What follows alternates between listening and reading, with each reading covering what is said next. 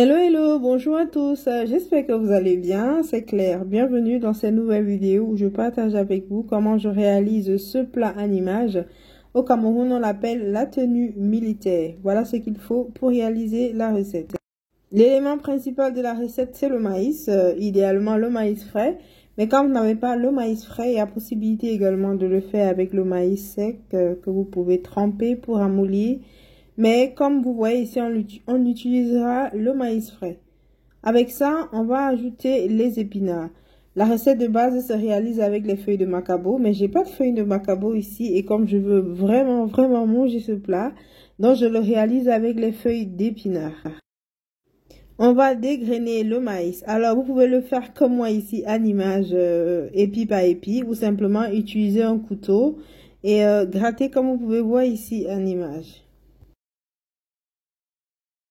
Et si vous vous engagez à dégrainer à la main, une technique pour vous faciliter le travail, c'est d'utiliser un couteau comme ici pour pouvoir faire des ouvertures, on va dire, qui vous facilitera le travail. Pour la recette, on aura du maïs, comme je vous ai dit au début, le piment, si vous consommez du piment.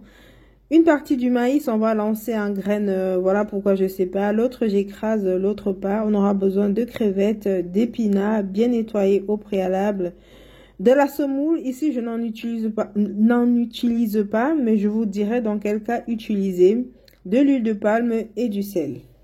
Une fois les ingrédients présentés, il faut écraser le maïs. Alors, il faut pas faire de la pâte. Voilà pourquoi j'utilise cet appareil. C'est un peu comme un hachoir. Donc, ça va pas écraser de sorte qu'on ait une purée en fait. Donc, si vous n'avez pas une machine comme ça et que vous avez un hachoir, privilégiez le hachoir à la place du mixeur. Et si vous utilisez un mixeur ou un blender, rassurez-vous de ne pas faire la pâte. Donc, écrasez légèrement le maïs sans qu'il ne soit pâteux.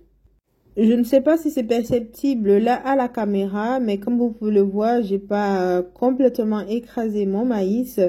Et également, j'ai pas mis beaucoup d'eau parce qu'il me faut quand même une pâte assez compacte. Alors, si vous utilisez un blender et que vous avez besoin de mettre beaucoup plus d'eau, autant pour moi, à ce moment, vous auriez besoin de la semoule que je vous ai présentée en début de vidéo pour rendre la pâte un peu plus solide. Ici, je ne mettrai pas beaucoup d'eau, comme ça, j'aurai pas besoin d'utiliser la semoule par la suite. Mais comme j'ai dit, si vous utilisez un blender, vous allez mixer, donc il vous faudra mettre beaucoup d'eau. Là, pour rendre la pâte compacte, rajoutez de la semoule ou de la farine de maïs. Une fois que j'ai terminé de tout mixer, voilà la texture que j'obtiens. Le mélange n'est pas très pâteux. Et pour finir, je rajoute le reste de maïs que j'avais dégrainé. Alors, cette partie, c'est vraiment facultatif. C'est juste que j'aime bien avoir du croquant dans le mélange. Mais vous pouvez réaliser la recette sans rajouter les grains de maïs non écrasés. J'ai au préalable bien lavé mes épinards. Je vais simplement les découper et rajouter à la pâte. Pour la quantité d'épinards, vous pouvez rajouter progressivement et mélanger jusqu'à obtenir la texture que vous voulez. Moi, j'aime bien quand il y a beaucoup d'épinards. Bon, à la base, quand il y a beaucoup de feuilles de macabo. Mais comme ici, c'est les épinards, c'est pareil. J'aime quand c'est bien vert. Avant de terminer mon mélange, je mets déjà la marmite au feu pour que ça commence à chauffer. Ainsi, une fois que je fais mes boules, je mets directement. Ici, j'ai utilisé les épices du maïs, autant pour moi, pour taper le fond de la marmite. Et il manque à mon mélange ici les crevettes. J'ai pris les crevettes que je fais moudre ici à la pierre. Vous pouvez le faire directement lorsque vous mixez le maïs et rajouter directement ou le faire comme moi ici. Une fois que j'ai fini avec les crevettes, je vais rajouter le sel. Alors, le sel, c'est selon votre convenance. Vous pouvez mettre le sel et voir si ça goûte bien. Si besoin, rajouter. Et là, je verse directement mes crevettes dans le mélange. C'est un must de la recette parce que ça donne beaucoup de goût. Et pour finir, l'huile de palme. L'huile de palme ici aura deux fonctions, de donner une belle couleur à votre plat, Mais également, ça va nous faciliter le démoulage des boules après cuisson. Vu qu'ici, on emballe dans les feuilles de papier cuisson, c'est pareil, hein, si vous auriez emballé dans les feuilles de bananier, ça permet que ça se décolle facilement des feuilles. Je vais également rajouter quelques feuilles de papier cuisson dans la marmite, surtout vers les rebords. C'est pour éviter que mes boules ne touchent le bord de la marmite et ne se percent. Vu qu'ici, on n'utilise pas les feuilles de bananier, mais on a des feuilles de papier cuisson. Donc, si c'est en contact directement avec la marmite, les feuilles pourront se percer.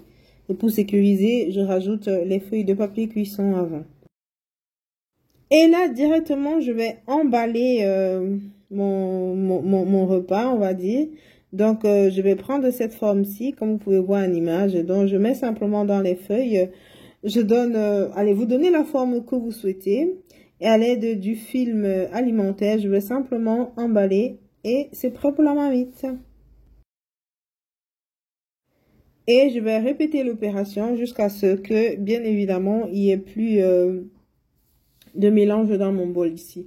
Alors, à chaque fois, il faut bien mélanger pour éviter que la quantité d'eau qu'il y a aille rester au fond du bol et que la dernière boule, par exemple, contient beaucoup d'eau. Donc, je mélange à chaque fois avant de prendre la quantité que je vais emballer. Donc, on va simplement répéter l'opération ici jusqu'à ce qu'il n'y ait plus rien. Et voilà, une fois que j'ai tout emballé, voilà, tout est déjà au feu. Et je vais laisser cuire pendant environ 2 heures à feu moyen ou même 1h30 à feu vif. Alors ici, j'avais rajouté quelques épis de maïs pour manger le maïs bouilli parce que j'aime bien aussi.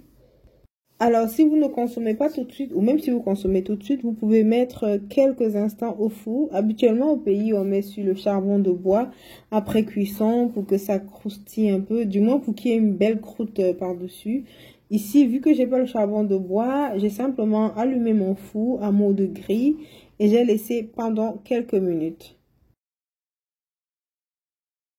Et voilà, on pourra simplement servir notre tenue militaire, c'est ainsi qu'on l'appelle. Comme vous pouvez le voir, ça se détache très bien du papier cuisson. Et il y a un côté tout au bout là qui a vraiment bien chauffé au four. Et c'est très bon. Voilà pourquoi on chauffe souvent pour donner cette belle croûte qui est très agréable en bouche à manger. Voilà, une fois que j'ai défait ma boule, je vais directement transférer dans le plat de service et il ne nous restera plus qu'à déguster. Si vous avez aimé la vidéo, n'hésitez pas à nous laisser un commentaire ou simplement à apprécier la vidéo.